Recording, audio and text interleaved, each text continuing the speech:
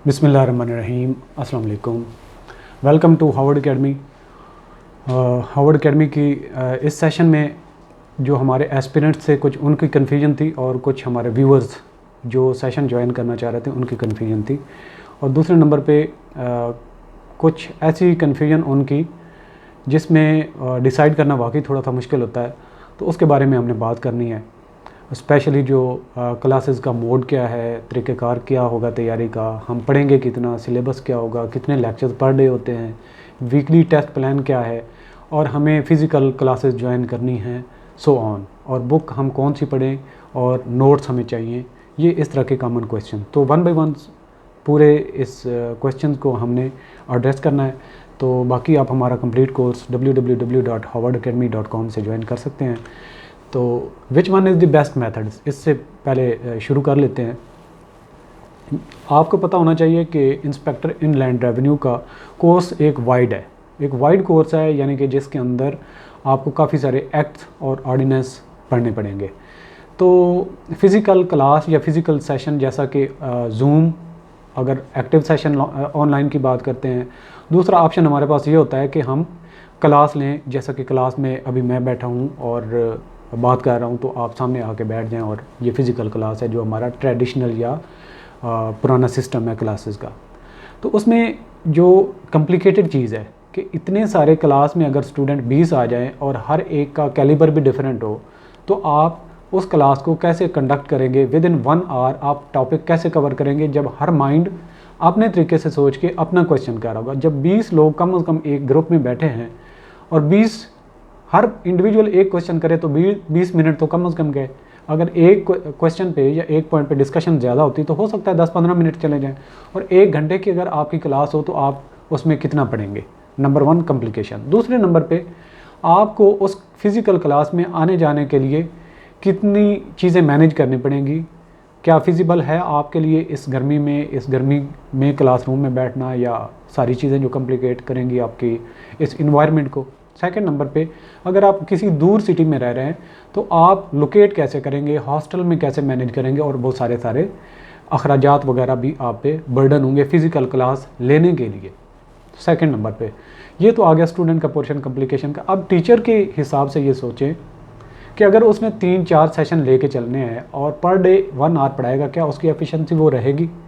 क्या दरमियान में इंटरप्शन को वो मैनेज कर पाएगा? क्या इतने लिमिटेड टाइम में सारे क्वेश्चन या सारे सिलेबस को वो कवर कर पाएगा? इससे अगली कॉम्प्लिकेशन मेरे ख्याल में टीचर के लिए पॉसिबल नहीं है कि इतनी डिटेल में वो इतने कम टाइम में सारी चीज़ों को कवर कर पाए।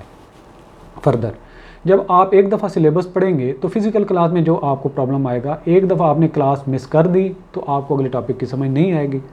और अगर आपने टॉपिक ध्यान से भी पढ़ा, जब आप उसको रिपीट करना चाहेंगे टीचर आपके लिए अवेलेबल नहीं होगा।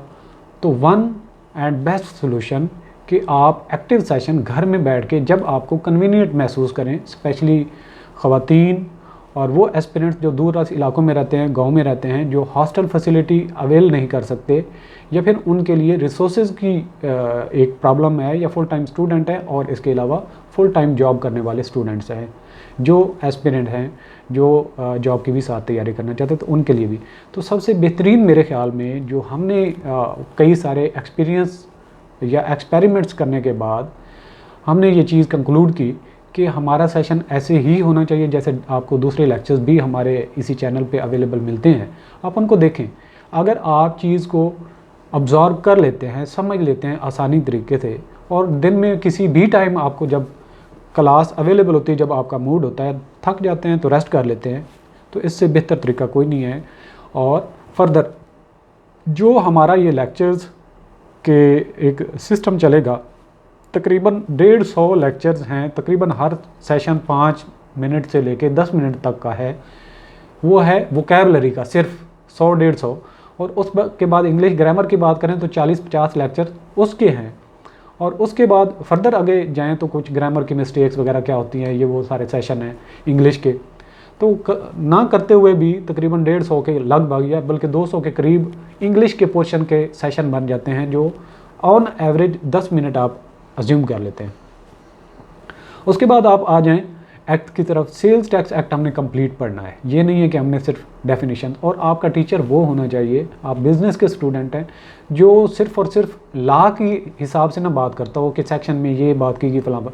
आपको बिज़नेस के पॉइंट ऑफ व्यू से उसको अप्लाई कैसे करते हैं, टैक्स की कलेक्शन का तरीक़ेकार क्या होता है, रेवेन्यूज़ आगे कलेक्ट होते हैं तो गवर्नमेंट उनको एक्सपेंड कैसे करती है, गवर्नमेंट की पॉलिसीज़ कौन कौन सी है, ये आपको लॉ का स्टूडेंट कभी भी चीज़ें नहीं बता पाएगा।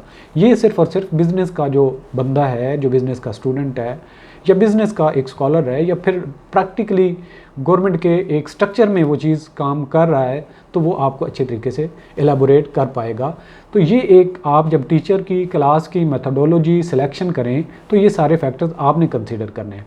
और अल्हम्दुलिल्लाह मैंने आपको पहले भी जिक्र किया, 2016 में हमने इसको तकरीबन जिस रिदम से हम लेके ये चीज़ें चल रहे हैं उसका 25% उस फुटिंग पे मैंने काम किया था, मैंने ओपन मेरिट में क्वालिफाई किया था। लेकिन अब कंपटीशन थोड़ा टफ हो जाएगा, क्योंकि उस वक्त ये ऑनलाइन क्लासेस और जो एक अपॉर्चुनिटी थी लर्निंग की वो अवेलेबल नहीं थी, इतनी शायद अवेयरनेस कुछ लोगों में थी। अब ये प्लेटफॉर्म, जैसा कि मैं अब कोशिश कर रहा हूँ, कुछ और भी लोग कोशिश कर रहे होंगे स्टूडेंट्स को गाइड करने के लिए, डेफिनेटली उनका एक अपना सेटअप होता है, उसको भी उन्होंने रन करना होता है और स्टूडेंट्स का भी फ़ायदा होता है, तो दोनों के लिए विन विन पोजीशन है। तो फिज़िकल क्लासेस तो यहाँ पे रुक गई। अब हमारे जो एस्पिरेंट्स हैं, और जो मैंने अभी सारी की सारी आपको चीज़ें बताई हैं, अल्हम्दुलिल्लाह एक फ़ाइनेंस में वाइड एक्सपीरियंस भी है, गवर्नमेंट के स्ट्रक्चर में काम भी कर रहे हैं, लॉ की लैंग्वेज को भी समझते हैं, और हमारा जो मेथोडोलॉजी है, हमारे जो एस्पिरेंट्स हैं, व्यूअर्स हैं, क्लास में ज्वाइन करने वाले हैं, उन्होंने क्या करना है कि जब वो कोर्स को ज्वाइन करते हैं तो उनको पूरे सिलेबस नज़र आते हैं, फ़लाँ टॉपिक में इतने लेक्चर हैं, फ़लाँ टॉपिक में इतने लेक्चर हैं, लेक्चर देख के घबराएं नहीं।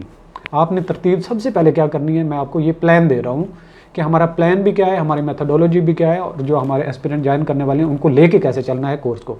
सबसे पहले वो देखें कि हमारे टेस्ट प्लान में क्या क्या है। टेस्ट 1 को अगर आप देखेंगे, इनकम टैक्स ऑर्डिनेंस 2001, उसमें कुछ स्टूडेंट्स पूछ रहे होते हैं कि वो डेफिनेशन का पार्ट सिलेबस में मेंशन नहीं है तो हम क्यों पढ़ रहे हैं। तो डेफिनेशंस के इस हिस्से में कई सारे कंसेप्ट आपके बन जाते हैं। जब आप डेफिनेशन को स्किप करेंगे तो आगे जो हमारा ये जो सिलेबस इंक्लूडेड है उसमें वाइड लेवल पे ये चीज़ें जब टर्मिनोलॉजी यूज़ होंगी तो आप उसमें कंफ्यूज हो जाएंगे। जब बैक एंड पे शॉर्टली आपका थोड़ा सा कंसेप्ट होगा तो आप उसको अच्छे तरीके से रीड आउट भी कर सकते हैं और कंसेप्ट भी बना सकते हैं। गो कि वो सिलेबस में डेफिनेशन का पार्ट शामिल नहीं है, लेकिन इसके बावजूद एग्ज़ाम में उसमें से कुछ ना कुछ चीज़ें आती हैं जो डेफिनेशन में ही हम डिस्कशन में कवर कर लेते हैं। और बाकी जितना आपका चैप्टर 10 जो है उसमें वो वाइड चैप्टर है, जिसमें सारे सोर्सेज ऑफ इनकम है, और उसी के ऊपर ही घूमता रहता है डेफिनेशन का भी पार्ट, सिवाय चंद एक टॉपिक्स के, सिवाय चंद एक जो टर्मिनोलॉजीज़ हैं वो थोड़ी सी इररेलेवेंट होती हैं, लेकिन इसके बावजूद वो आपको फ़ायदा देती हैं। तो ये चैप्टर भी आप ये ना समझें कि आपके लिए ज़ाया करने वाली बात है, आपकी बेस बनती है डेफिनेशन से। तो आपने क्या करना है कि सबसे पहले टेस्ट 1 को देखना है। तो टेस्ट 1 में अगर चैप्टर 1 है इनकम टैक्स ऑर्डिनेंस का, तो आपने उसको कवर करना है। दूसरे नंबर पे टेस्ट अगर आता है सेल्स टैक्स एक्ट की चैप्टर 1 का, डेफिनेशंस का, तो आपने इट्स मीन कि वो चैप्टर करने के बाद डेफिनेशंस सेल्स टैक्स एक्ट की करने के बाद आपने टेस्ट अटैम्प्ट करना है। तो आपने अल्टीमेटली जो हमारा वीकली टेस्ट प्लान है वो सबसे इफेक्टिव है, आपको अपनी पोजीशन का पता चल जाएगा कि आप कहाँ खड़े हैं। और इंशाल्लाह जो हमारे व्यूअर्स हैं उनको लेटर ऑन हम एक दफ़ा थोड़ा सिलेबस में आगे चले जाएं, उसके बाद एक्टिविटी दिया करेंगे जो रिवाइज़ किया करेंगे पिछले टॉपिक्स को, और आप लोगों को MCQs बैंक खुद डेवलप करना पड़ेगा जो एक दूसरे के काम आएगा। हर स्टूडेंट को कुछ ना कुछ 2-4 एक चैप्टर में से क्वेश्चंस हम टारगेट देंगे, वो उनको सबमिट करने होंगे। तो जो स्टूडेंट सबमिट करेगा उसी को ही ultimately 10 grand test, mock test हम कंडक्ट करेंगे। उनमें पार्टिसिपेशन उन्हीं को मिलेगी जो इस एक्टिविटी में पार्टिसिपेट करेंगे, यानी कि कम अज़ कम हर चैप्टर में, हर लेक्चर में से अगर हम टारगेट देते हैं कि ये इतने आपने क्वेश्चन बनाने हैं, 2, 4, 5, 6, तो अपने हिसाब से, अपने एंगल से आपने वो क्वेश्चन बनाने। उससे क्या होगा कि हम उन्हीं में से टेस्ट कंडक्ट करेंगे, तो 100, 150, 200, 400 जितने भी स्टूडेंट्स होंगे, जब क्वेश्चन बैंक आपका बढ़ जाएगा तो आपके आपको टेस्ट करने का भी मौका मिल जाएगा। तो ये एक म्यूचुअल एक्टिविटी भी साथ में हो जाएगी। तो ये बेस्ट अपॉर्चुनिटी है। हमारा जो प्लेटफॉर्म है, हम लेक्चर्स अवेलेबल करेंगे आपको वेबसाइट के ऊपर। आपको आईडी पासवर्ड जब अलॉट हो जाता है तो किसी भी टाइम आप एक्सेस कर सकते हैं, और आपको समझ नहीं आती आप रिवाइज कर सकते हैं। और कुछ आपको अगर फिर भी कन्फ्यूजन रहे तो आप हमें व्हाट्सएप पे कॉल करके अपनी कन्फ्यूजन को दूर कर सकते हैं। तो हमारा आज का इस सेशन में ही आपको एड्रेस ये भी करना चाहेंगे कि आज 11 अगस्त हो चुकी है और 16 तक आपकी लास्ट डेट है। और लास्ट डेट में समटाइम वेबसाइट रिस्पॉन्ड नहीं कर रही होती, और कई सारे लोग सिर्फ वेबसाइट नॉट रिस्पॉन्डिंग की वजह से ही अप्लाई नहीं कर पाते। तो अपने टाइम को मैनेज करें और वेल इन टाइम इन 2-3 दिनों के अंदर अप्लाई कर लें। 15-16 को वेबसाइट वीकेंड होने की वजह से काफ़ी लोड हो जाएगी, 14-15 तारीख को, और 16 को मंडे होगा। तो उस वक्त आपकी लास्ट डेट पे आपको कहीं प्रॉब्लम ना आए। तो हमने ऑनलाइन तैयारी जो शुरू की हुई है, ये आप देख भी सकते हैं। और हमने इंतहाई कम फ़ीस 4000, जिसमें नो कंसेशन फाइनल फ़ीस है, क्योंकि आप दूसरी अकेडमीज़ से जाके पता करें, देखें, इतनी वो चीज़ें भी नहीं आपको प्रोवाइड कर रहे हैं। और मैं आपको गारंटी से कहता हूँ वो आपको सिलेबस भी कवर नहीं करवाएंगे।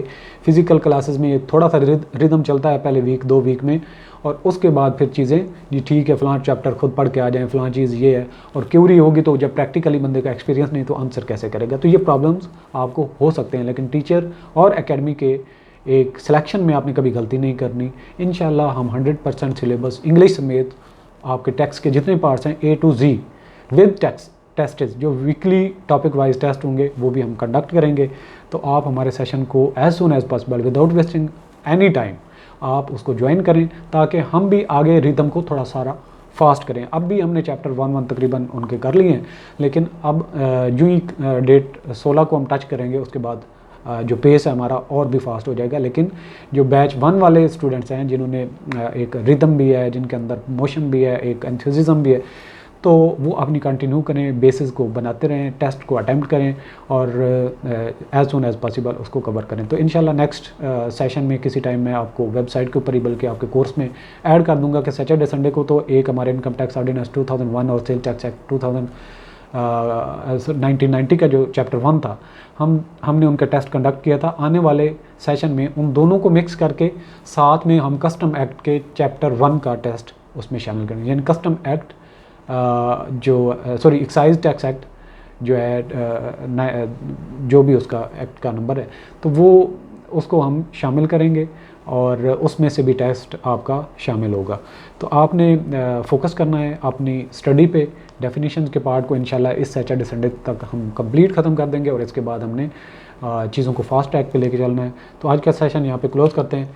इंशाल्लाह नेक्स्ट सेशन में मिलते हैं। All the best. अल्लाह हाफिज़।